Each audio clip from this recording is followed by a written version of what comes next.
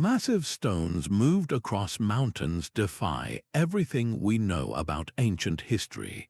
This video uncovers the hidden engineering secrets of the world's oldest megalithic structures, revealing a forgotten sophistication that will completely change your view of the past. We will explore how civilizations without modern technology achieved impossible feats, from moving 800-ton blocks to carving temples with laser-like precision. How did they transport stones heavier than trucks across 20 miles of rugged terrain? And what forgotten knowledge allowed them to align monuments with the stars?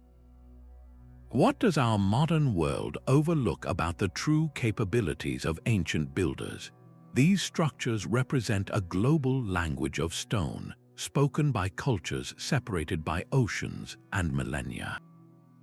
Megalithic engineering is the powerful term for this forgotten discipline, the art and science of building with massive stones, often left in their raw, natural state or only partially shaped.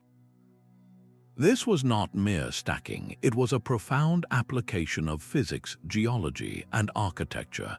Ancient builders manipulated blocks heavier than modern trucks, employing techniques that still puzzle us.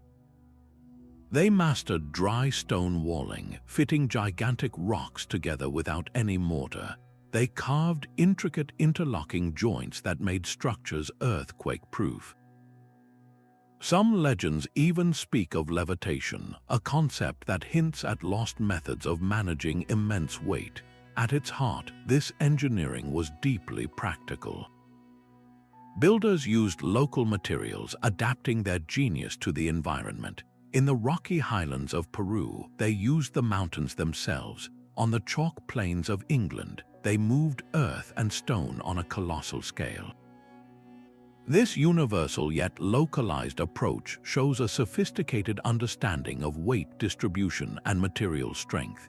To unlock their secrets, we must first grasp this foundational idea that these were not primitive experiments, but the work of master engineers.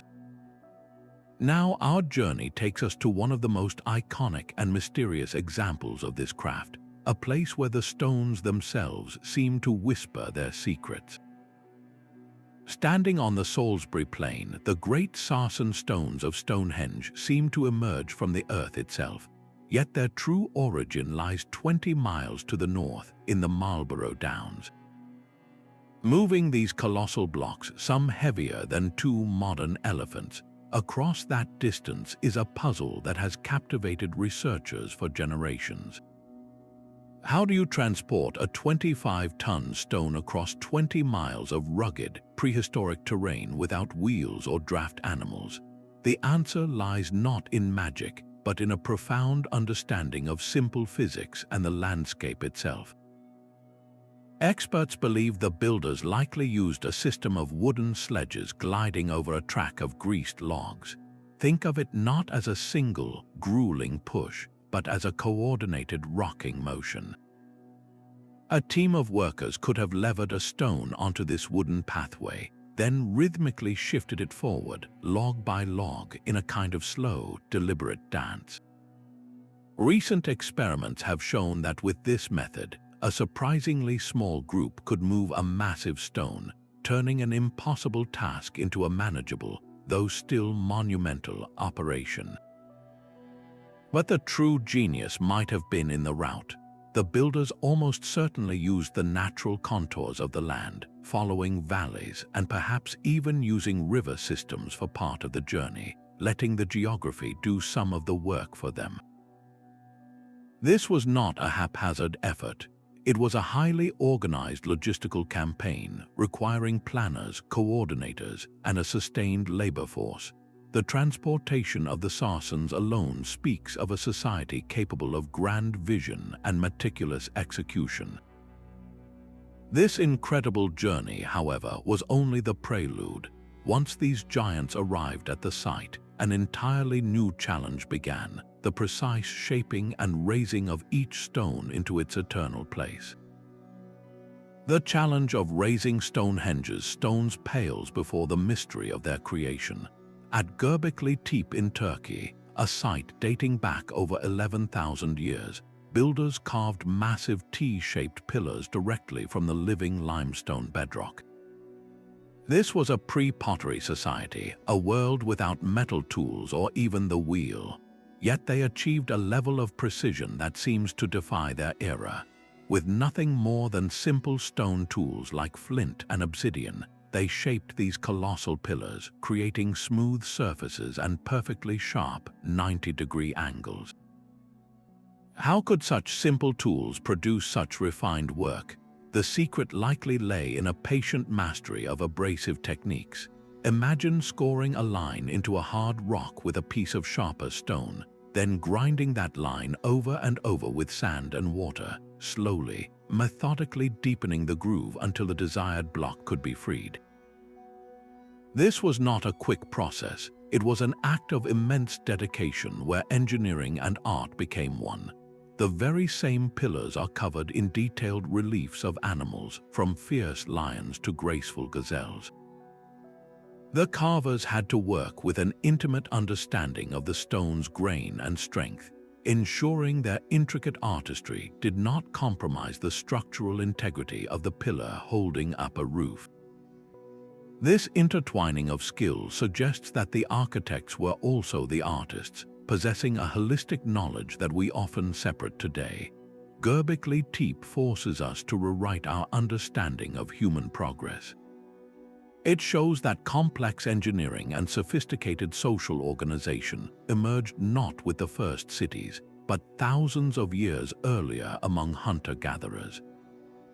The craftsmanship established here set a powerful precedent, a foundational language of stone that would echo through millennia. This raises a profound question. If such knowledge existed in one place, how was it preserved and shared across vast distances and generations, ultimately influencing the great structures we find scattered around the globe? The sophistication of Göbekli Tepe finds a stunning echo over 5,000 years later in the rolling hills of Ireland. At Newgrange, a massive circular mound built around 3,200 BCE, ancient engineers achieved something that feels almost impossible. They constructed a passage tomb so perfectly aligned that for a few precious minutes each year, at dawn on the winter solstice, a narrow beam of sunlight travels directly through a special opening above the entrance called a roof box. This shaft of light pierces the 60-foot-long inner passageway, finally flooding the central burial chamber with a brilliant golden light. This was no happy accident. It represents a deep, accumulated knowledge of the sun's slow dance across the sky, an understanding of the Earth's subtle tilt that could only have been won through generations of patient, meticulous observation. Before a single stone was set, these early astronomers likely used simple markers, perhaps wooden posts or smaller standing stones, to track the sun's most extreme northern and southern risings over many lifetimes. They were compiling a celestial almanac in stone. The structure that houses this knowledge is itself a masterpiece. The roof of the long passage is built using a technique called corbelled vaulting.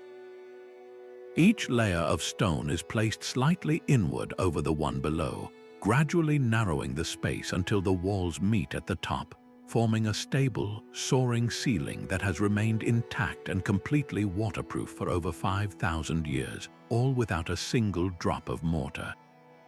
This method shows an intuitive grasp of compressive forces, of how weight could be channeled downward and outward into the supporting earth, a perfect marriage of geometry and raw physical strength. This seamless integration tells us that for these builders, there was no separation between understanding the cosmos and mastering the earth. Their engineering was a sacred act, a way of physically harmonizing their world with the greater cosmic order.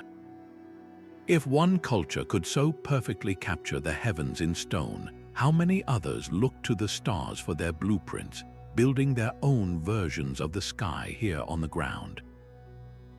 The idea of moving mountains takes on a literal meaning at the ancient site of Baalbek. Here, in the heart of modern Lebanon, rests the Trilithon, a foundation of 3 limestone blocks so immense they seem to defy the very laws of physics. Each one of these stones weighs close to 800 tons. That is heavier than 2 fully loaded jumbo jets. How a civilization without powered machinery quarried, transported, and lifted these behemoths into place, perfectly fitted with gaps thinner than a coin, is a question that has fueled both rigorous study and extraordinary speculation. Some researchers have proposed theories that sound like they are from science fiction, suggesting the builders might have used acoustic levitation. The idea is that specific sound frequencies or vibrations could have been directed at the stone, somehow reducing its effective weight, making it float or become light enough for a team of people to push into position. While there is no concrete archaeological evidence for this, the theory persists because the sheer scale of the accomplishment feels, to many, almost magical. It speaks to a deep desire to explain the seemingly impossible, to believe that ancient cultures possessed a lost science we are only beginning to glimpse. The more conventional, yet no less astounding, explanation points to the relentless power of coordinated human labor. Imagine a scene of thousands of workers, not slaves, but likely skilled laborers and dedicated citizens, operating under a master plan. They could have used a system of enormous earthen ramps, built up gradually as the stone was inched higher.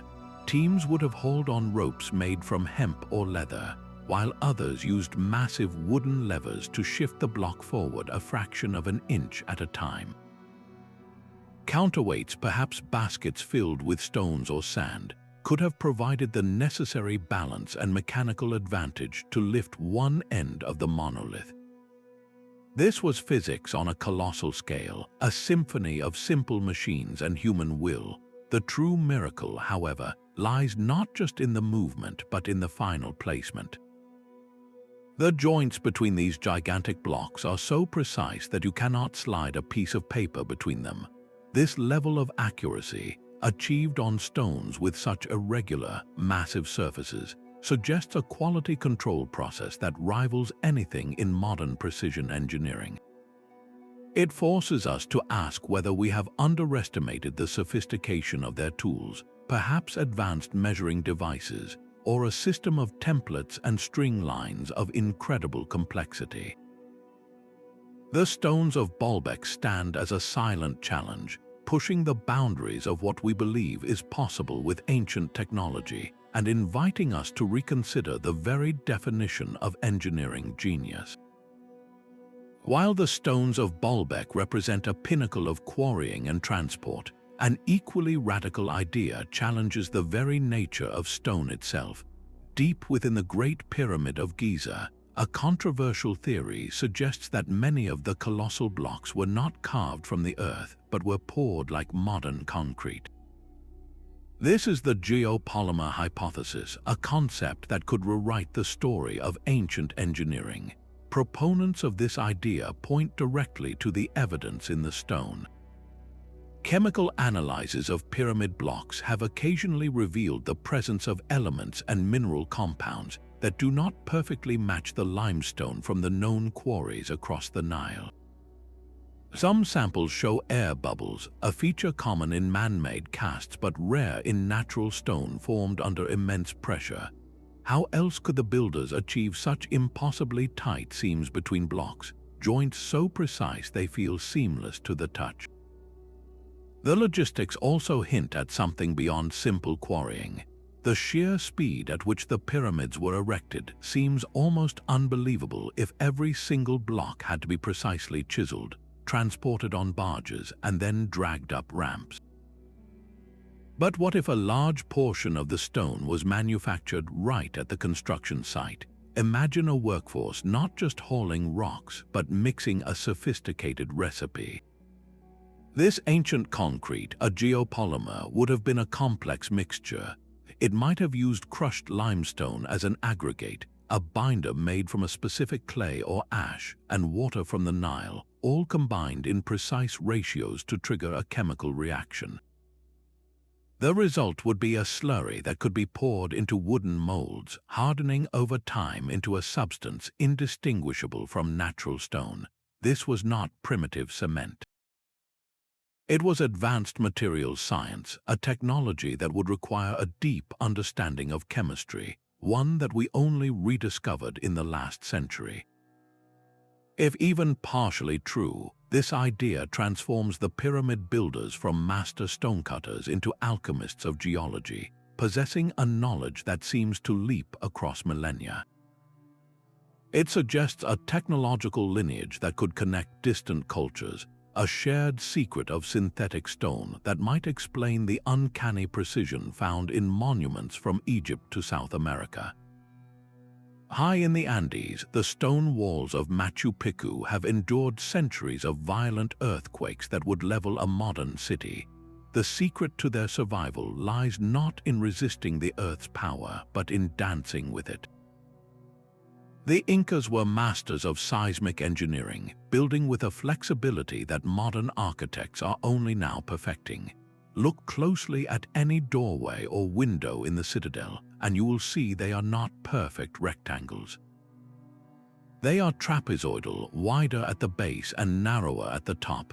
This simple, brilliant shape inherently resists the rocking forces of a tremor, preventing the structure from collapsing inward. The walls themselves lean subtly inward, a design that further channels the energy of a quake downward into the solid foundation, rather than letting it tear the building apart. But the true genius is in the stones themselves. Each massive block was painstakingly shaped to fit perfectly with its neighbors in a complex three-dimensional puzzle. This is dry stone construction at its most advanced, with no mortar whatsoever to act as a brittle glue. When the ground shakes, these stones do not fight the movement. They shift, they grind, they sway as a single, flexible unit. The immense friction between their perfectly cut faces holds them together, while allowing them to absorb and dissipate the seismic energy. Once the tremors cease, the stones simply settle back into their original positions, as if nothing happened. This is the very same principle used in modern base isolation systems, where buildings are set on flexible bearings to decouple them from ground motion. The Incas, through pure observation and adaptation, arrived at this solution 500 years ago. Their empirical knowledge of geology and physics was born from a direct, long-term relationship with a volatile landscape. They learned to listen to the mountains and build in harmony with their power. This incredible resilience forces us to ask a new question. If ancient engineers could design cities to withstand the Earth's tremors, what other environmental challenges did they anticipate and master? In their timeless structures beneath the sun-baked island of Malta lies a world carved from silence, a labyrinth where sound itself was shaped into a tool. The Hypogeum of Saflieni is not a structure built upward, but one excavated downward, a massive subterranean temple complex hewn directly from the living limestone around 4000 BC. Within its shadowed chambers, the very air seems to hold a memory of vibration. Certain rooms, most famously the so-called oracle chamber, are not just quiet spaces. They are finely tuned resonators. If you were to speak in a particular tone within this chamber, your voice would not just echo. It would amplify, filling the entire space with a deep, humming resonance that seems to emanate from the stone itself. This is not a random acoustic quirk. Research has confirmed that these chambers resonate powerfully at a specific low frequency, around 110 Hz. This is a profound discovery because this particular sonic frequency is known to have a direct effect on the human brain. At 110 Hz, brainwave patterns can shift, potentially quieting the logical centers of the mind and allowing for more intuitive, dream-like states of awareness. The builders of the Hypogeum, it seems, were not just digging tombs, they were engineering consciousness. They were creating a technology of the mind using nothing but carved rock and an intuitive, or perhaps highly developed, understanding of sound physics. To achieve this, the process of construction would have been one of constant listening.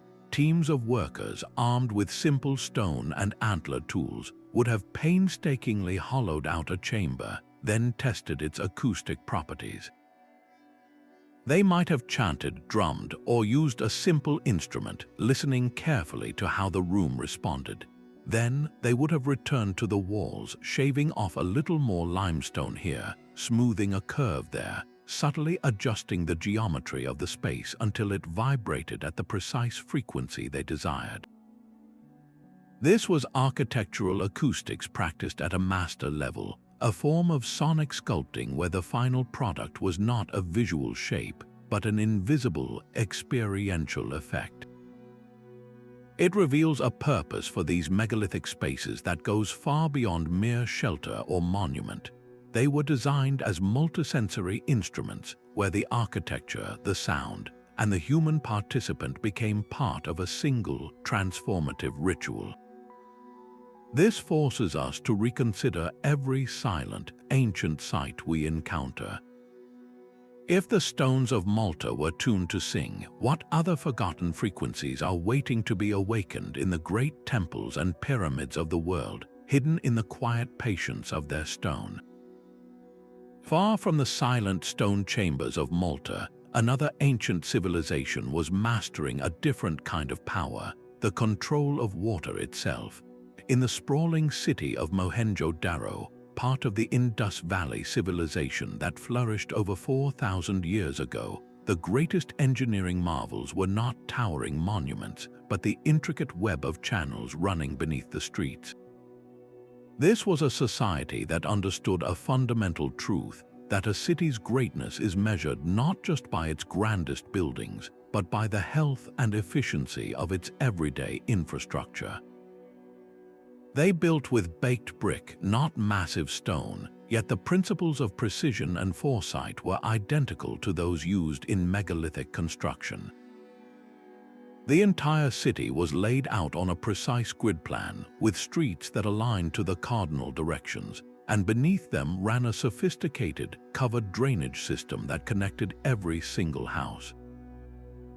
Each home had its own bathing area and wastewater channel that fed into the main street drains, all designed with a subtle slope to ensure a constant, gravity-fed flow. This was urban planning on a scale that would not be seen again for thousands of years. The centerpiece of this hydraulic mastery was the Great Bath, a massive, waterproofed pool that may have been used for ritual purification. Its construction was a lesson in ancient materials science. The builders laid finely fitted bricks and then sealed them with a thick layer of bitumen, a natural tar, creating a barrier that was completely impervious to water. They understood hydrostatic pressure, the immense force that standing water exerts on a container, and they built the bath's walls and floor to withstand it for centuries. This was not a simple clay-lined pit, it was an engineered reservoir. This obsession with water management reveals a society deeply concerned with sustainability and public health. In a region defined by monsoons and a mighty river, controlling water meant the difference between prosperity and plague. The ability to efficiently drain wastewater prevented the spread of disease, while the storage of clean water in wells and the Great Bath ensured a reliable resource for the entire community. This practical genius required a level of social organization that is staggering to consider. The bricks used throughout the city were all standardized to a common ratio, meaning they were perfectly interchangeable. This points to a centralized authority, a governing body that could impose uniform standards of measurement and quality control, much like a modern building code. The same meticulous attention to detail that a megalithic builder used to fit two 100-ton stones together was here applied to the humble brick, ensuring that every piece, no matter how small, contributed to the strength and resilience of the whole.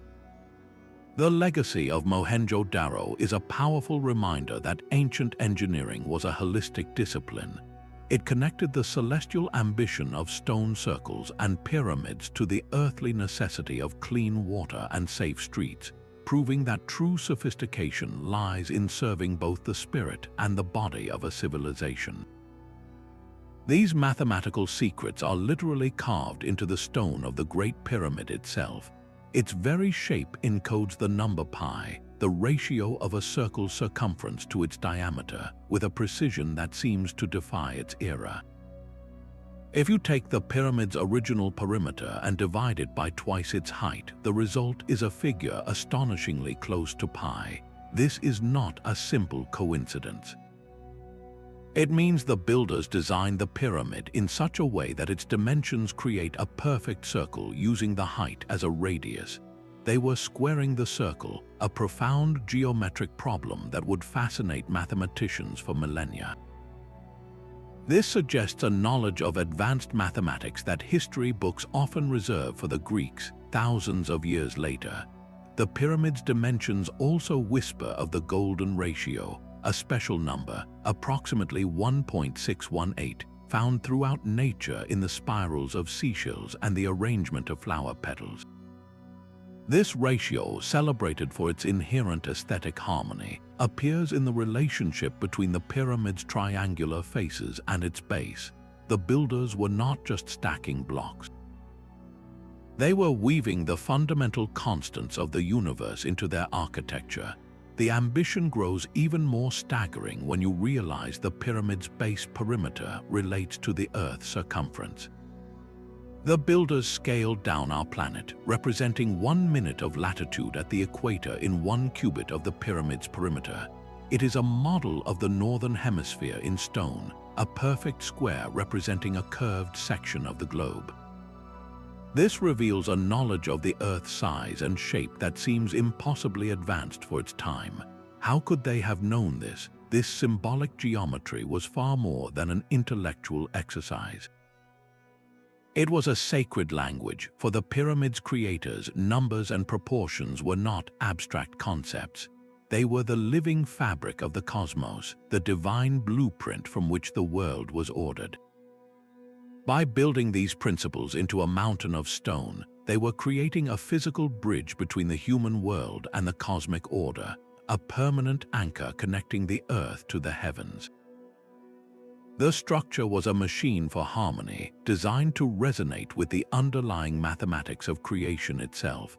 This pursuit of celestial perfection demanded an almost unimaginable level of skill. Every angle, every proportion, every alignment had to be planned and executed with flawless accuracy, using nothing more than simple ropes, wooden rods, and stone gauges. The slightest error in the initial layout would have been magnified into a catastrophic failure as the pyramid rose toward the sky. This points to a master plan of breathtaking scope, held in the mind of a chief architect and communicated perfectly to thousands of workers over generations. The sheer consistency of the work tells us this was not a trial and error process. It was the execution of a complete and settled science. When you see these same mathematical fingerprints, echoes of pi and the golden ratio, appearing in ancient structures from Mexico to Cambodia, it forces a profound question. Were these ideas discovered independently by isolated cultures, or do they point to a much older, shared source of knowledge, a common root of understanding about the geometric nature of reality that was then expressed in stone across the world? High in the Peruvian Andes, the sheer face of a mountain at Ollantaytambo still bears the scars of an ambitious project left unfinished. Here, the Inca confronted one of their greatest challenges, quarrying and transporting colossal blocks of red granite from a mountainside across the rushing Urubamba River and up to their fortress complex. The scale is breathtaking, but the true genius is found in the small details of how they began. Rather than attacking the mountain with brute force, the quarrymen worked with its inherent weaknesses. They sought out natural fissures and fractures in the granite, the very lines where the stone was already waiting to be split. Into these hairline cracks they hammered dry wooden wedges. Then they poured water over the wood. As the wedges absorbed the moisture, they swelled with immense, relentless pressure, forcing the granite to fracture along a clean, predetermined plane. This simple act of hydration was a masterclass in leveraging natural physics, turning water and wood into a precision tool that could liberate a 200-ton block with minimal effort and no wasted material. It was a dialogue with the stone, not a domination of it. Once freed, the real logistical miracle began. How do you move a stone heavier than a space shuttle main fuel tank down a steep slope, across a river, and up the other side? The Incas built temporary earthen ramps and carefully graded roads, creating a pathway for the impossible. We can envision teams of hundreds, perhaps thousands, of laborers, all pulling in unison on thick, braided ropes. The massive block would have rested on a bed of rolling logs, a system that transformed sliding friction into the far more manageable rolling friction. Each pull would move the stone forward the length of one log, while workers at the back would constantly retrieve the freed rollers and rush them to the front, creating a continuous, slow-motion conveyor belt of human ingenuity. The journey was a carefully choreographed maneuver, a testament to their ability to adapt and overcome every obstacle the violent landscape presented. Today, the quarry site is an open-air museum of ancient engineering. Several massive blocks, known as the tired stones, were abandoned in various stages of movement. These aren't failures, they are frozen moments in time. Archaeologists can study the precise chisel marks, the prepared pathways, and the positioning of these stones to reverse engineer the entire construction process, from the first wedge driven into the rock to the final, grueling push up the valley. This pragmatic, step-by-step problem-solving, this hands-on mastery of materials and terrain, is a hallmark of megalithic genius. It proves that their greatest tool was not a specific invention, but a universal mindset, a way of seeing the world not as a collection of barriers, but as a box of potential solutions waiting to be assembled. Look closely at the top of Stonehenge's great arches, and you will find a secret hidden in plain sight. The massive horizontal lintels are not simply balanced on the upright stones. They are locked into place with a technique we more commonly associate with a master carpenter's workshop. Protruding from the top of each towering sarsen is a rounded knob of stone, a tenon, and carved into the underside of each lintel is a corresponding hollow, a mortise. These stone joints fit together with a snug precision that has defied 5,000 years of wind and weather. This was not a rough and ready solution. It was a deliberate act of engineering foresight. The builders knew that a simple, flat surface would be vulnerable to shifting and sliding over the centuries. By creating this interlocking system, they transformed a precarious stack into a unified, resilient structure. Each joint acts like a pivot, allowing the entire monument to absorb stress and movement as a single, flexible entity. The real marvel is the process. How do you carve such perfect, rounded holes and matching knobs into stone that is harder than granite? The answer lies in patient, repetitive abrasion. Using stone hammers and drills, likely tipped with a hard stone or sand as an abrasive, workers would have slowly, methodically ground away at the sarsen, hollowing out the mortise and shaping the tenon through sheer persistence. This was a monumental act of patience, a testament to a culture that measured its projects in generations, not years. This adaptation reveals a profound truth about these ancient engineers. They were not specialists confined to a single material. They were versatile problem solvers who saw the underlying principles of construction. They recognized that the joinery techniques that made a timber frame strong and stable could be translated into stone on a colossal scale. This cross-material ingenuity is the mark of a truly sophisticated mind, one capable of abstracting a concept from one domain and brilliantly applying it to another. The enduring stability of Stonehenge stands as the ultimate proof of their success.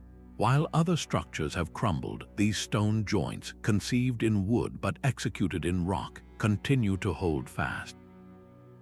It makes you wonder what other everyday skills, what other seemingly simple technologies were elevated to an art form by these builders to achieve the impossible. 13 stone towers stand in a silent line across a Peruvian desert ridge, a calendar built not on paper but on the horizon itself. This is Chankillo, a solar observatory constructed over 2,300 years ago. From a specific viewing platform to the west, an observer would witness the sun rise each morning in a different position along this jagged skyline. At the summer solstice, it appears at the far left tower. At the winter solstice, it emerges at the far right. Each tower marks a specific date in the solar year, tracking the sun's slow journey north and south with unwavering accuracy. This was not a temple aligned to a single celestial event. It was a precise, functional instrument for measuring time, guiding an entire society on when to plant, when to harvest, and when to honor their gods. The sheer simplicity of its operation is its most brilliant feature. The builders used the natural ridge as their foundation and the rising sun as their moving pointer, creating a colossal, self-resetting clock that required no moving parts. The complexity was not in the tool, but in the knowledge behind its placement. Establishing this perfect alignment demanded generations of patient observation. Ancient astronomers had to first identify the sun's extreme positions at the solstices, then meticulously chart every point in between, marking the equinoxes and all the subtle shifts in between.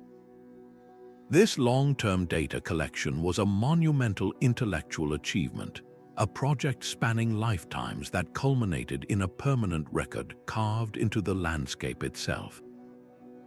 It highlights a universal truth about these ancient engineers. They did not seek to conquer their environment with complex machinery. Instead, they became masterful listeners, observing the rhythms of the cosmos and then harnessing the lay of the land to make those rhythms visible and useful for everyone. This elegant fusion of astronomy, geography, and stone reveals that the most advanced science is often the one that works in seamless harmony with the world. While the stone towers of Chankillo charted the heavens, another civilization was mastering the world beneath their feet. Deep in the heart of Cappadocia, Turkey, the landscape hides one of history's most astonishing engineering projects. The subterranean city of Derinkuyu descends 18 levels into the soft volcanic rock, a hidden metropolis capable of sheltering up to 20,000 people for months at a time. This was not a simple cave network. It was a meticulously planned underground fortress, a testament to an engineering genius that thought in 3 dimensions, carving a safe haven from the very earth itself. The builders faced a constant, terrifying threat, the risk of a catastrophic collapse. Their solution was both simple and brilliant. As they excavated downward, they left vast sections of the native rock untouched, transforming them into sturdy, load-bearing pillars that supported the ceiling across every level. The rooms themselves were carefully shaped with rounded corners and arched ceilings, designs that naturally distributed the immense weight of the rock above and channeled stress away from vulnerable points. Every corridor, every staircase, every chamber was part of a single, cohesive structure engineered for maximum stability. But a stable tomb is still a tomb. The true marvel of Derinkuyu is how it solved the problems of life support. How do you provide fresh air to thousands of people living deep underground?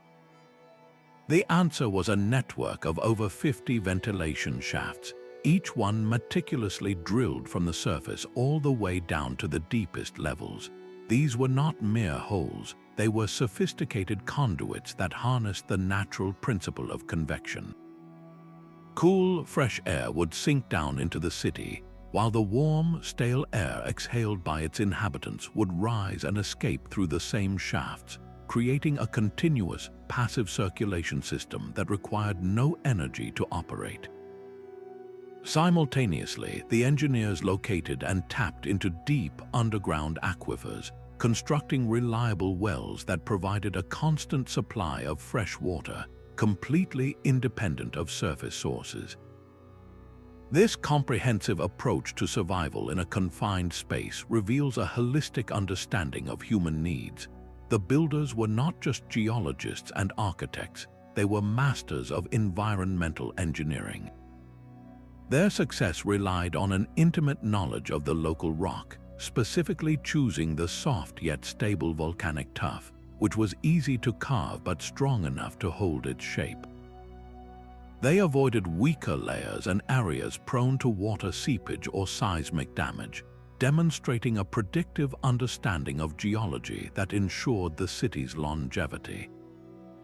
The existence of Derinkuyu forces us to expand our definition of ancient engineering.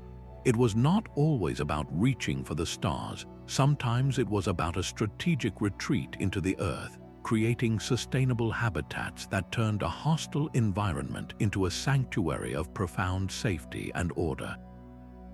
The thousands of grey stones marching across the French countryside at Karnak form a puzzle not just of sight, but of invisible force, stretching for miles in near-perfect rows. This colossal arrangement of over 3,000 men here presents a mystery that reaches beyond mere alignment.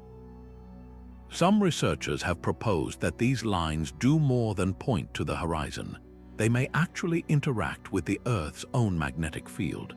Sensitive instruments have detected subtle but consistent magnetic anomalies around certain stones, slight deviations in the local magnetic field that hint at something more than random geology. The local granite is rich in magnetic minerals like magnetite, which could naturally cause these readings, yet the patterns are compelling, suggesting that the builders might have intentionally selected and positioned these specific stones to amplify or channel these subtle energies.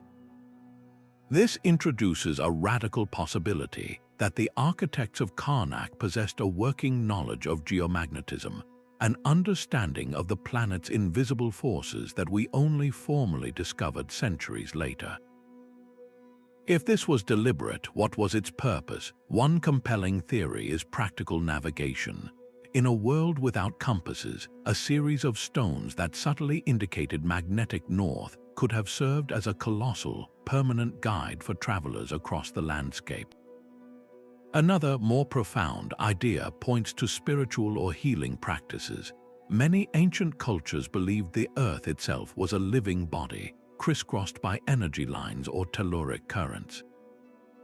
By arranging these mineral-rich stones in such vast, precise lines, the builders could have been creating a kind of acupuncture for the land, a sacred technology designed to harmonize local energies or create spaces for ritual that were attuned to the planet's own pulse.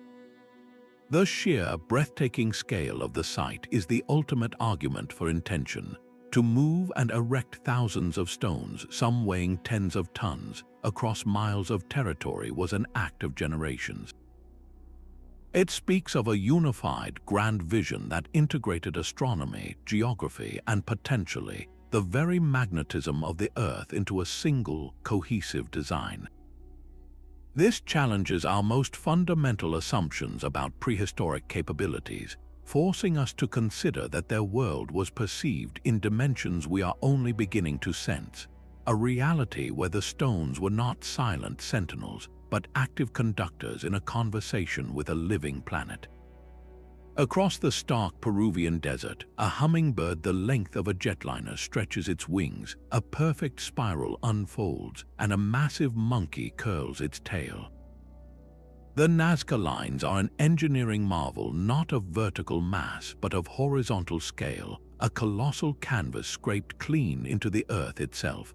creating these figures, some stretching over 600 feet, required a form of reverse artistry.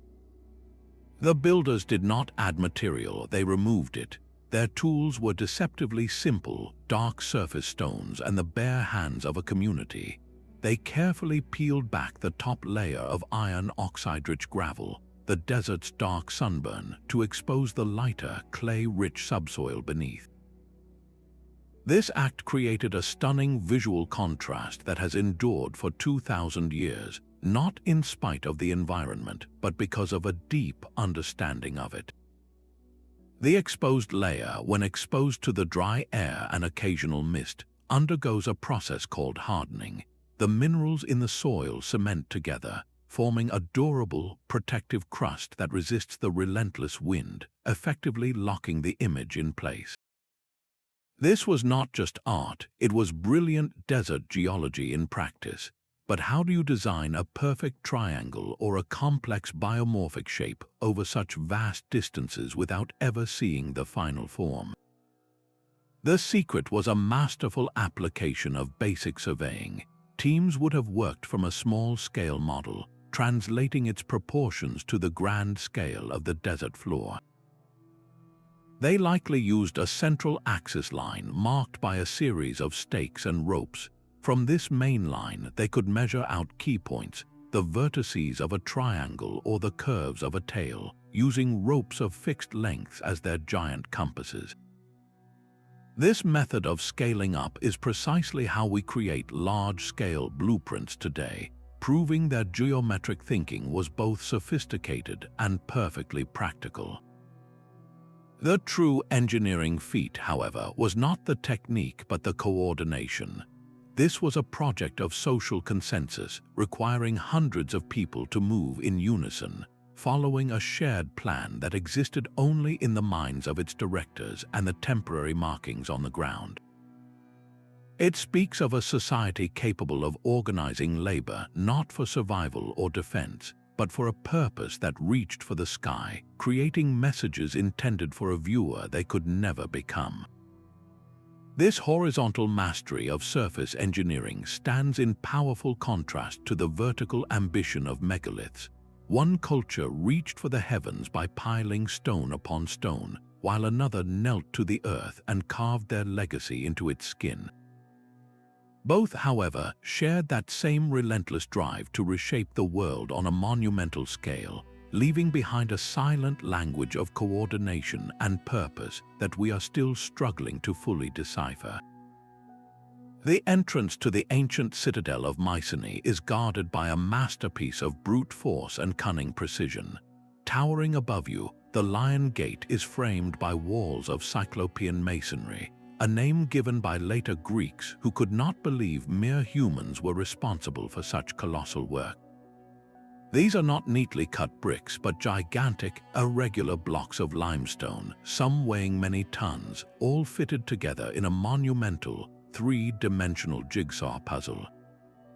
The builders achieved this not with mortar, but with an intuitive genius for stone selection and minimal shaping. They would choose a massive, naturally angular boulder and then search for its perfect counterpart, a stone whose contours and angles could interlock with the first, creating a stable, interlocking bond. Only then would they use stone hammers to gently tap and abrade the contact points, reducing the gaps until the stones sat together so tightly that the join became a line of incredible strength, held fast by gravity and immense friction. This was a dialogue with the landscape itself, turning the raw chaos of quarried rock into an unshakable order. Above this formidable wall rests the gate's namesake, the famous lion sculpture, but the true engineering marvel lies just beneath it. The lintel stone that supports this entire sculptural group is a single, monstrous slab of limestone weighing several tons. To lift this behemoth into place high on the wall required a system of sheer muscle and simple machines. Workers would have constructed a massive earthen ramp behind the growing wall, packing it firm and sloping it upward. Teams then likely used enormous wooden levers to inch the stone up this temporary incline, while others hauled on ropes, perhaps using a counterweight system to manage the final, delicate positioning. This was not a reckless act of strength, but a carefully choreographed operation where a fraction of an inch meant the difference between success and catastrophic failure. The enduring power of this design is its reason for being. These were not just city walls, they were fortifications built for an age of conflict. The chaotic, polygonal pattern of the stones made the walls incredibly resistant to battering rams and siege engines. Unlike a straight, mortared wall that could crack along a single fault line, a Cyclopean wall distributed impact forces in 1,000 different directions, dissipating the energy through its complex network of interlocking joints. This same defensive logic, this pursuit of impregnable durability, appears in Cyclopean walls from Greece to Turkey and across the Mediterranean, suggesting a shared tradition of military engineering that valued longevity and security above all else. It reveals a fundamental shift in purpose, where the megalithic impulse was channeled from celestial observation into the grim, practical necessities of power and protection, proving that the same hands that carved calendars from the sky could also raise invincible bastions from the earth. The stones of Callanish rise from the Scottish peat like a petrified forest, their long shadows tracing a silent cross upon the earth. This arrangement is far more than a symbol, it is a sophisticated astronomical instrument. The central circle and its radiating avenues create precise sightlines to the distant horizon, each one targeting a specific celestial event. During the summer solstice, the sun rises directly over a single, prominent stone in the southern avenue, flooding the heart of the complex with light. But the true marvel is the moon's dance. Every 18.6 years, the moon enters a phase known as a major lunar standstill, where it seems to pause at the very extremes of its path across the sky. The stones of Callanish capture this rare event perfectly, framing the moon as it skims the southern hills before setting in a blaze of alignment with the main avenue. This was an observatory built for both the sun's reliable cycle and the moon's more complex, long-term rhythm. To achieve this, the builders had to become master surveyors of both land and sky.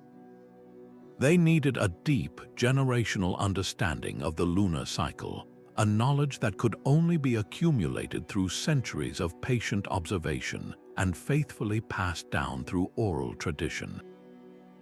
There were no written manuals, only stories, songs, and chants that encoded complex astronomical data into a form that could be remembered and taught. The placement of each monolith was a deliberate act, a permanent marker set in stone to commemorate a point of celestial contact that had been watched for generations. This seamless fusion of disciplines is what makes Callanish so profound. The architecture is the geometry, and the geometry is the astronomy. They are not separate fields of study, but different expressions of the same cosmic order. The builders were not merely stacking rocks where they saw the moon rise. They were engineering a permanent representation of their cosmos, a model that connected their world directly to the heavens. The silent, enduring mystery of Callanish is an invitation to see the landscape as they saw it, not as a passive backdrop, but as an active participant in a celestial conversation that continues to this very day. The silent, island-wide procession of the Moe remains one of history's most captivating engineering dramas. On the remote shores of Easter Island, hundreds of these colossal stone figures, some standing over 30 feet tall and weighing more than 80 tons, undertook an incredible journey. They were carved from the hard volcanic rock of the Rono-Raraku quarry, and then transported for miles across the rugged landscape to their final ceremonial platforms. For generations, the question of how they moved defied every logical explanation, giving rise to wild theories of extraterrestrial help or a lost superhuman civilization. The truth, revealed through practical experimentation, is both more human and far more brilliant. Researchers realized the answer might be found not in complex machinery, but in a simple, rhythmic motion. The statues were not dragged horizontally, they were walked. Imagine 3 teams of workers, each controlling long, sturdy ropes attached to the towering moai. With coordinated pulls, they would rock the statue forward, first one side and then the other, inching it along its path in a slow, upright waltz. This method perfectly explains the dozens of abandoned moai discovered along the ancient roads, some of which are found in a posture that suggests they tipped over during this delicate walking process. The success of this technique relied on a deep, intuitive understanding of balance and center of gravity. The builders had to know exactly how far to rock the statue with each pull to keep it moving without sending it crashing to the ground. This required not just muscle, but constant communication and flawless teamwork, a symphony of coordinated effort. The pathways themselves were also carefully prepared, smoothed and potentially lubricated with sweet potatoes or other vegetation to reduce friction and protect the statue's base. The sheer scale of this endeavor speaks volumes about the statue's importance. To dedicate so much labor and resources to moving a single stone figure reveals a society driven by a powerful, unifying belief. The moai were not just art, they were sacred ancestors, embodiments of power and lineage.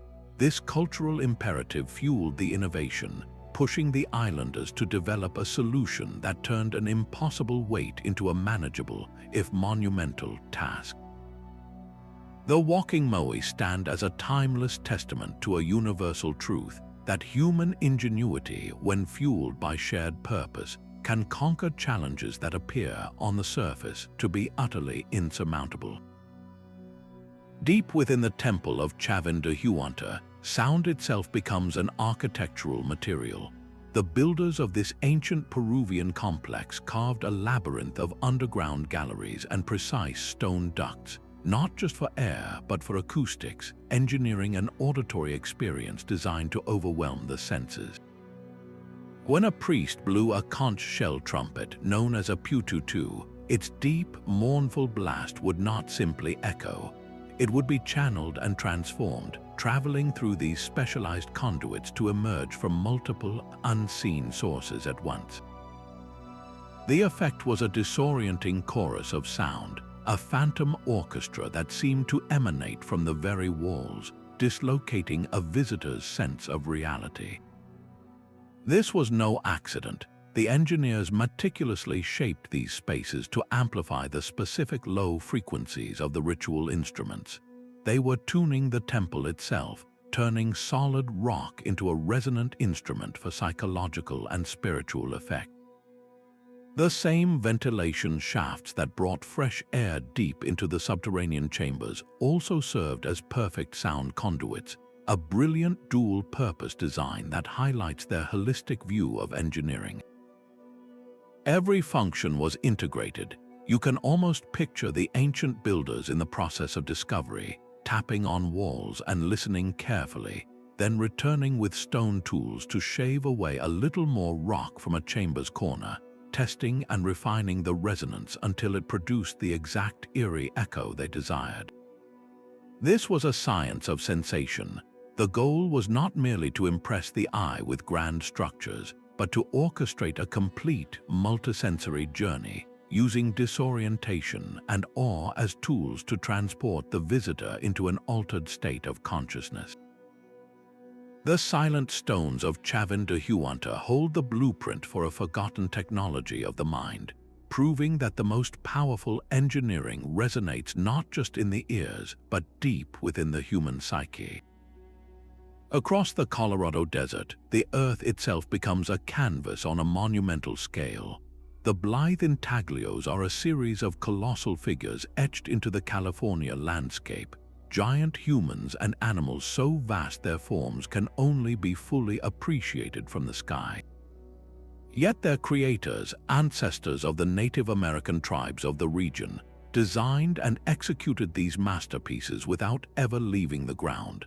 Their challenge was one of perspective, to create a coherent image so large you are standing on it, a puzzle where the solution lies in a profound understanding of the land itself. Using simple stone tools, they meticulously cleared the dark, sun-baked pebbles from the desert pavement, revealing the lighter, compacted soil beneath. This act of subtraction created a stark, lasting contrast, but its success hinged on a deep environmental wisdom.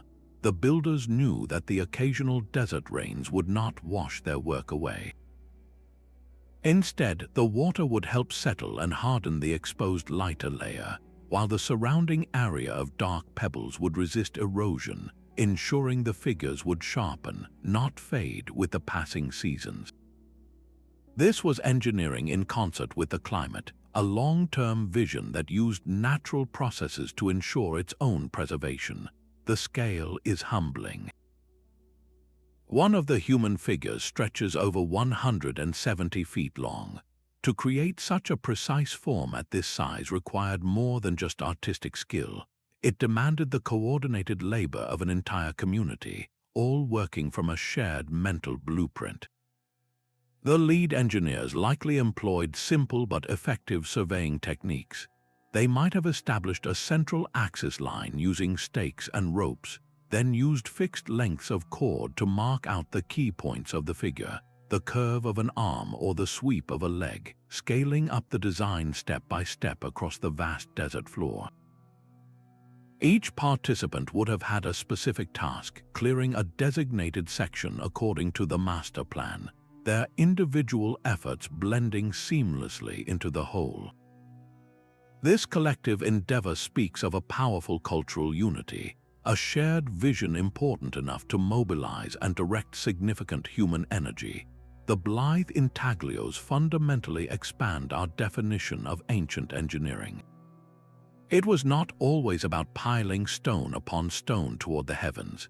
Here, the engineering was horizontal, an act of revealing rather than building. It was the large-scale manipulation of the Earth's own skin to encode meaning directly into the landscape. This broad view connects the geoglyphs of the Americas to the stone rows of Karnak and the platforms of Baalbek, revealing a universal human impulse to reshape the world on a grand scale, leaving behind a silent, enduring language written not with ink, but with the very stuff of the planet. Buried within a hillside near Mycenae, a beehive of stone defies the weight of the earth above it. The treasury of Atreus is not a building in the traditional sense, but a perfect geometric puzzle assembled underground. Its great dome is not a single shell, but a masterpiece of corbelled construction. Each ring of stone was laid slightly inward over the one below, creating a series of overlapping circles that gradually closed to form a soaring, pointed ceiling. This method cleverly converts the immense downward pressure of the hillside into a powerful compressive force that travels smoothly down the curving walls and out into the surrounding earth. The entire structure is a lesson in balance, a self-supporting vault that needs no mortar and no central pillar, creating a vast, open space that feels both ancient and eerily modern. The principle is one of pure geometry and physics, a concept so sound it would echo through the centuries, finding its ultimate expression in the magnificent dome of the Roman Pantheon. But this was not just about theory, it was about flawless execution. Every single stone block had to be cut with astonishing precision. The surfaces where one block meets another were shaped to perfection, ensuring that the contact points were so extensive and so exact that the friction alone could hold the entire structure together.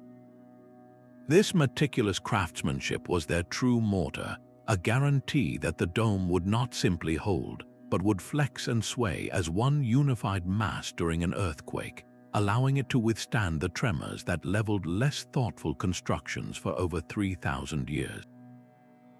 The genius extends to the tomb's entrance, a dramatic doorway capped by a single, colossal lintel stone weighing over 100 tons.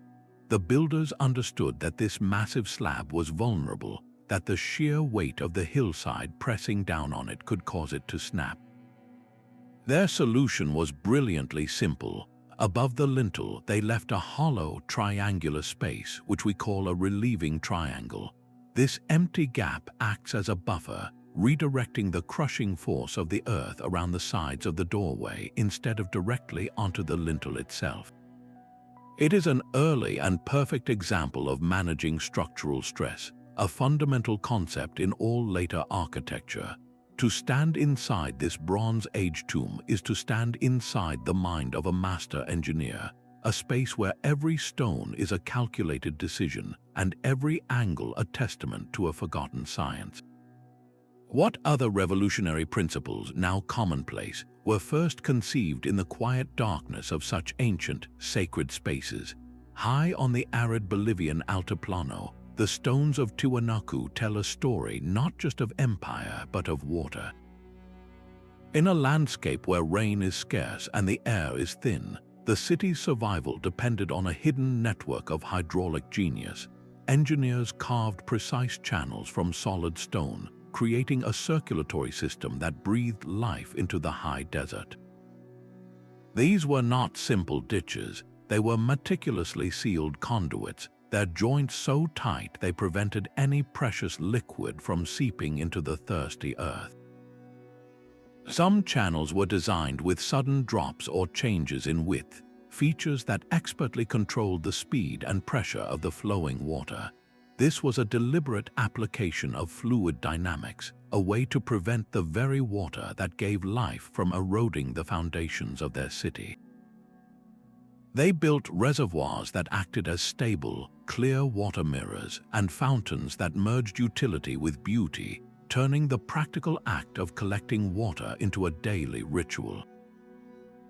This entire system managed both the sporadic rainfall and the challenging groundwater, supporting agriculture in raised fields that leveraged the water's thermal mass to protect crops from frost. The most striking symbol of this water-centric world is the famed Sun Gate. While its intricate carvings of a central deity are often studied as art, its position and function may have been deeply practical. The gate appears to align with key water sources and specific celestial events, like the solstices.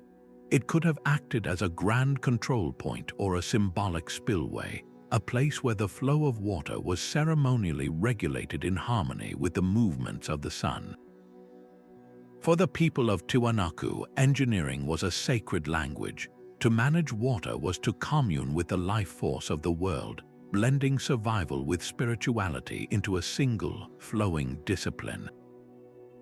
Their legacy is a powerful reminder that the most profound ancient innovations were those that served the body and the spirit equally, solving the hardest problems of existence with both technical mastery and artistic soul.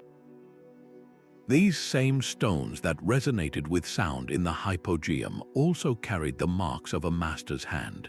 On the sunlit island of Malta, the Tarxian temples present a world where engineering and artistry were inseparable. Gigantic stone blocks, carefully fitted to form altars and ceremonial chambers, are covered in a breathtaking tapestry of carved patterns. Spirals unwind with hypnotic precision, herds of livestock parade across the stone, and intricate geometric designs weave across the surfaces of massive slabs. This was not decoration added as an afterthought. The artistry was carved directly into the very fabric of the structure, planned from the very beginning as an essential part of the temple's purpose. The builders, armed with nothing more than stone chisels and tools made from deer antler, approached the hard limestone with the patience of a lifetime. They could not afford a single major error. A slip of the hand while carving a deep spiral could fracture a critical load-bearing block, compromising the entire wall. This required an intimate knowledge of the stone's internal grain and strength, a feel for the material that allowed them to judge exactly how deep to carve, which way to follow the natural bed of the rock, and how to make their art enhance rather than weaken the engineering. The placement of each carving was a calculated act of symbolism and design. A spiraling motif might be positioned to catch the first light of the dawn solstice sunrise, its curves illuminated for a brief, dramatic moment during a sacred ceremony. A procession of carved bulls might lead the eye directly toward a central altar, guiding both physical movement and spiritual focus through the ritual space. The art was architecture, and the architecture was a narrative telling stories of belief, cosmology, and community through the silent language of stone. That these carvings remain crisp and clear after more than 5,000 years of wind and rain is a final testament to their incredible skill. The depth and clarity were not accidental. They were the result of a technique perfected over generations, ensuring that their sacred messages would endure, a permanent record of a culture that saw no distinction between building a legacy and creating a masterpiece. The sheer weight of a dolmen's capstone is a force that demands respect. At the ancient site of Antequera in Spain, the Menga dolmen is crowned by a single slab of stone weighing 180 tons. To raise this behemoth into place, the builders first carved a deep trench into the earth, lining it with massive upright stones to form the chamber's walls. Then they constructed an enormous earthen mound and ramp that rose up and over the open trench. It was along this temporary earthen bridge that teams of workers, using ropes, rollers, and levers, would have painstakingly inched the capstone forward until it rested perfectly atop the waiting walls. Once the great stone was set, the earth was carefully removed, leaving the chamber standing strong and enclosed. This was not a haphazard burial pit. It was a calculated act of reverse engineering, building the structure down into the ground and then using the landscape itself as a tool to complete it. The true genius of Menga, however, extends far beyond its roof. The entire chamber is precisely oriented, not to a star or the sun, but to a singular mountain peak on the horizon, La Peña de los Enamorados. This was a deliberate fusion of architecture and geography, a symbolic linking of the domain of the dead with a powerful, permanent feature of the living world. Achieving this required sophisticated surveying. The builders had to establish a clear sightline from the center of the chamber to the peak, ensuring the alignment was perfect before a single foundation stone was set. This was an engineering project guided by a sacred blueprint, where the mountain was as much a part of the design as the stone itself.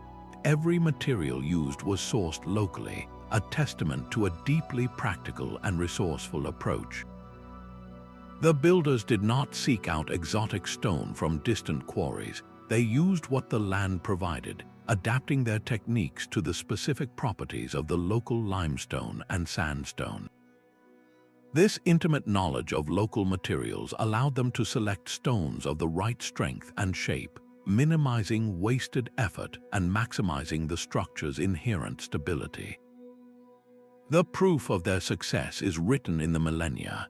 These dolmens have withstood thousands of years of weather and seismic shifts, their stability born from a masterful understanding of weight distribution.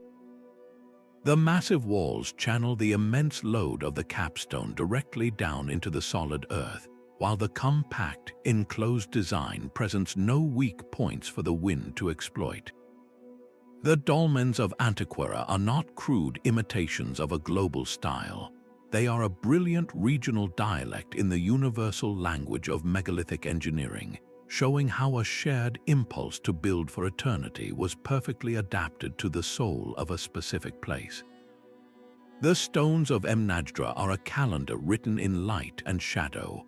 On the island of Malta, this temple complex, built over 5,000 years ago, functions with the precision of a modern observatory.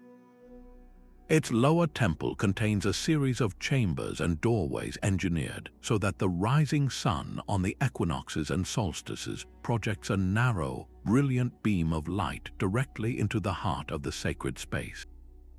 At the exact moment of the spring and autumn equinox, sunlight slices through the main doorway, illuminating the central axis of the temple. During the summer solstice, the sun's rays frame the edges of a massive stone slab to the left, while at the winter solstice, the light shifts to highlight the right-hand side. This was not a symbolic gesture, but a highly accurate solar calendar carved from limestone. Achieving this level of precision was a monumental task of observation and adjustment. The builders were not just stacking rocks, they were aligning their work with the slow, grand dance of the earth around the sun. Before the first foundation was laid, generations of watchers must have tracked the sun's path, marking its most extreme northern and southern risings on the horizon with simple posts or stones. This long-term data was then translated into architecture. The doorways and apertures we see today are the final, perfected version of a design that likely went through multiple iterations. Stonemasons would have had to carefully carve and reshape the limestone openings, testing the alignment year after year, shaving off a little more rock here, widening a slit there, until the sunlight fell exactly where intended on the appointed day. This process required a deep, sustained commitment to a vision that would only be fully realized decades, or even centuries, after it was first conceived. This integration of timekeeping into stone served a profoundly practical purpose for the entire society. The temple was a communal clock and a spiritual nexus, all in one. When the sun's beam illuminated a specific corner of the chamber at the autumn equinox, it signaled the time to prepare for planting. The winter solstice marked the turning point, the promise of the sun's return and longer days. These celestial events dictated the rhythm of life, from agriculture to religious ceremony, creating a seamless link between human activity and the cosmos. The very survival of the community depended on this stone-bound knowledge. The fact that these alignments remain accurate today, after millennia of exposure to the elements, is a silent tribute to the durability of the construction. The engineers built not for their own lifetime, but for eternity, ensuring that the cosmic connection they so carefully encoded would endure long after their names were forgotten. In decoding Mnajdra, we are not just studying an ancient building, we are glimpsing a world-view where time was not an abstract concept, but a physical dimension measured by the sun's journey through perfectly placed stone. High above the city of Cusco, the zigzagging walls of Sacsayhuaman form a stone tapestry of breathtaking complexity. These are not simple straight lines, but a series of projecting angles that create a formidable, saw-toothed facade. Each block in this immense puzzle is a polygonal giant, its edges beveled and its faces smoothed, locked to its neighbors with a seam so perfect it feels seamless to the touch. The legendary test holds true: you cannot slide the thinnest razor blade between them. This is dry stone masonry at its absolute pinnacle, where the absence of mortar is not a limitation, but the very source of its genius. The irregular, multifaceted shapes are the secret to the wall's legendary resilience. Unlike a wall made of uniform rectangles, which has straight, continuous lines of weakness, this jigsaw puzzle of stone has no single fault line. When an earthquake strikes, the energy travels through the structure, but it finds no straight path to follow. The complex interlocking joints force the seismic waves to divert and diffuse, spreading the force across the entire wall. The stones shift and grind against each other, absorbing the shock, and then, once the tremors pass, they settle perfectly back into place. It is a dynamic, living system, designed not to resist nature's power, but to dance with it. Getting these behemoths into position was a logistical triumph that speaks to the organizational might of the Inca Empire. Quarrying stones weighing over 100 tons required a deep understanding of the rock itself. Workers likely used the same technique seen at Ollantaytambo, driving wooden wedges into natural fissures and then soaking them to swell and fracture the granite with controlled precision. Transporting these blocks to the hilltop site involved an army of laborers. They would have built extensive earthen ramps, inching each stone upward on rollers while teams pulled with braided ropes in a coordinated symphony of human effort. The strategic design of the fortress reveals a masterful grasp of military architecture. The zigzag walls allow defenders to create deadly crossfires, raining projectiles down on attackers from multiple angles simultaneously. The elevated position provides a commanding view of the entire valley, making a surprise assault impossible. Every tier, every terrace was calculated for both structural integrity and defensive superiority. Sacsayhuaman is more than a fortress. It is a physical manifesto of Inca philosophy, where the chaotic beauty of natural stone is harnessed and ordered into a form of eternal, unshakable strength. While the pyramids of Giza reach for the sky with timeless geometry, a different vision of the pyramid rises from the sands of Sudan. At Meroe, the Kushite civilization created a skyline of steep, sharp angles and narrow bases, a dramatic departure from the sprawling foundations of their Egyptian neighbors. This was not a mere imitation, it was a powerful declaration of cultural identity, an architectural language all their own.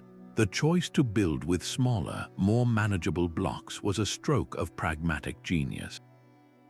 It allowed for faster construction and a flexible adaptation to the materials at hand, turning logistical limitation into a distinctive stylistic feature. These pyramids may not possess the sheer mass of Giza, but they achieve an equally impressive stability and height, proving that monumental scale can be conquered through intelligent design rather than overwhelming brute force. Every aspect of their form was a negotiation with a harsh environment. The desert winds whipped across the plains, threatening to erode the very faces of the structures. In response, the builders developed specialized foundations to anchor the pyramids against the shifting sands, and likely treated the surfaces to resist the scouring power of the wind-blown grit. This was engineering in dialogue with the elements, a constant process of adaptation to ensure longevity. The true soul of Meroe, however, is carved in stone on the chapels attached to each pyramid. Here, intricate reliefs depict gods and rulers, covered in symbols that encoded the entire spiritual and cultural knowledge of the Kushite people. The artisans who carved these scenes were also master engineers, understanding the precise depth and angle of each cut to ensure the art would endure for millennia without compromising the structural integrity of the chapel wall. This seamless fusion tells us that for the builders of Meroe, there was no separation between the sacred narrative and the physical monument. The pyramid was a spiritual engine, and every decorative element was a vital component in its function. The existence of this unique pyramid field fundamentally expands our understanding of megalithic engineering. It shouts that there was no single, monolithic blueprint for these colossal structures.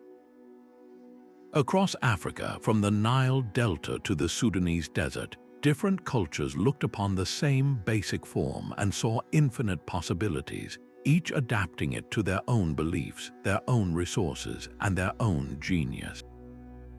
Deep in the highlands of Ethiopia, a different kind of monument stands as a testament to ancient genius.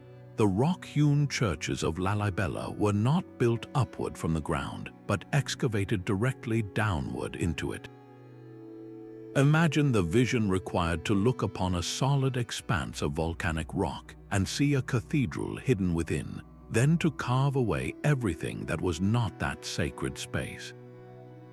This is subtractive engineering, a monumental act of faith and precision that reverses our entire understanding of construction.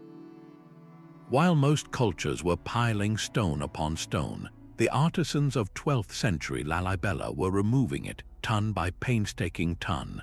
to reveal freestanding buildings with intricate interiors, windows, and even drainage systems, all from a single, continuous block of stone. The process began not at the foundation but at the top. Workers first carved deep, open trenches into the plateau, defining the outer walls of each church from above. Only then did they begin the perilous work of hollowing out the interiors, carefully excavating rooms, pillars, and arches from the living rock. This top-down approach required an almost prophetic understanding of the rock's internal structure. They had to know the strength of the stone, its natural bedding planes, and where hidden weaknesses might lie. A single miscalculation could have sent an entire wall or roof crashing down, undoing generations of labor in an instant. The complexity they achieved is staggering. Some churches, like the famous House of St. George, are carved in the shape of a perfect cross, a geometric marvel executed from the inside out. Others feature rows of decorative columns and arched windows, all sculpted in place. These are not crude caves, they are refined architectural spaces connected by a labyrinth of tunnels and ceremonial passages, creating an entire subterranean holy city. Perhaps the most ingenious feature is one you might not immediately notice. The builders integrated a complete water management system directly into their carving. They sculpted channels and spouts that catch rainfall on the flat roofs and direct it away from the church foundations, preventing erosion and water damage that would have destroyed a lesser structure over the centuries. This foresight is why these delicate, rock-born monuments have survived 800 years of weather. Lalibela represents a paradigm shift in megalithic thought. It proves that the ultimate expression of engineering is not always about what you can assemble, but about what you can reveal, transforming a mountain not by adding to it, but by listening to the form already locked within its heart. Beneath the clear, blue waters off the coast of Japan lies a mystery carved from solid rock. The Yonaguni Monument is a colossal formation of sandstone terraces, sharp 90-degree angles, and steps that ascend like a sunken staircase. For decades, researchers have debated whether this is a purely natural geological wonder or one of the most astonishing megalithic sites ever discovered. If it is indeed artificial, it represents an engineering challenge of almost unimaginable scale. A structure built either underwater or on dry land before the oceans swallowed it at the end of the last ice age. The sheer faces of the rock exhibit clean, geometric lines and what appear to be deliberately carved channels, features that are rare in nature and point toward the hand of a master builder. To work this stone, ancient engineers would have needed tools and techniques adapted to a marine environment, perhaps using the tidal flow itself to clear debris or employing buoyant materials to assist in moving and positioning heavy slabs. The layout itself suggests an intentional design, with wide, flat platforms that could have served as ceremonial plazas and narrower passages that guide movement through the complex, much like the processional avenues found in terrestrial temples. The implications are staggering, forcing us to consider the existence of a sophisticated coastal civilization in the Pacific that thrived when sea levels were dramatically lower over 10,000 years ago. This would rewrite our entire timeline for human achievement in this part of the world. The stones themselves hold clues to this ancient past, the patterns of erosion sculpted by millennia of relentless currents have smoothed the edges in a way that differs from typical underwater rock formations. Mineral deposits and marine incrustations on the vertical surfaces provide a potential timeline, a natural clock that could help date when these structures were first exposed to the sea. Yet, despite these tantalizing hints, conclusive proof remains just out of reach, leaving the Yonaguni Monument suspended between myth and history. It stands as a silent, underwater gauntlet thrown down to conventional archaeology, pushing us to expand our search for lost chapters of human ingenuity to the vast, unexplored shelves of the world's oceans. The silent rows of Karnak are a testament to organization on an almost industrial scale. Moving and erecting over 3,000 individual stones, some weighing many tons, was far more than a symbolic gesture. It was a colossal logistical campaign that required a society capable of long-term planning and disciplined labor. This was not a chaotic scattering of rocks, but a deliberately engineered pattern, a project that would have spanned generations, demanding a shared vision that remained consistent over centuries. The builders had to first identify and select the right stones from the local granite outcrops, then orchestrate teams to transport them, likely using rollers, ropes, and earthen ramps across the undulating terrain. Each stone was then set firmly into the earth, its placement creating a visual rhythm that transforms the entire landscape into a structured, human-made domain. This immense effort suggests a powerful underlying purpose, one that was vital enough to justify such an investment of time and human energy. One compelling theory is that these alignments served as a permanent territorial marker, a visible and undeniable statement of a community's connection to the land, its boundaries etched not on parchment, but into the earth itself with unshakable stone. Another idea proposes they formed a sacred pathway, a processional route for seasonal pilgrimages that guided people through a ritual landscape, with the very act of walking between the stones being a form of spiritual engineering. The arrangement may have even manipulated sound in subtle ways. The parallel rows could have functioned as a natural amphitheater, where chants or drumbeats were channeled and amplified, creating an immersive auditory experience for ceremonies held within the line. This blend of the practical and the spiritual is perhaps the site's true genius. The alignments might represent a colossal calendar, their long axes and specific groupings of stones marking the rising and setting of the sun and moon at key times of the year. This would integrate the engineering directly with a celestial cosmology, turning the entire complex into a working model of the universe as the builders understood it. The stones did not just point to the heavens, they brought the cosmic order down to earth, making it a tangible part of daily life. That these rows have survived millennia of plowing and weather is a final proof of their robust construction. The builders knew how to set a foundation that would last, understanding the soil and the stone to ensure their work would endure. The endurance of Karnak challenges us to see ancient engineering not as a series of isolated monuments, but as a holistic shaping of the environment, where every placed stone served a dual role, anchoring a community to its land while simultaneously connecting it to the cosmos. The sheer scale of the Gigantoja temples defies their ancient age. Built over 1,000 years before the Great Pyramid, these structures on the island of Gozo rise from the landscape with a raw, elemental power. Their name itself, Gigantoja, means giantess, a nod to the local legend that these temples were built by a female giant.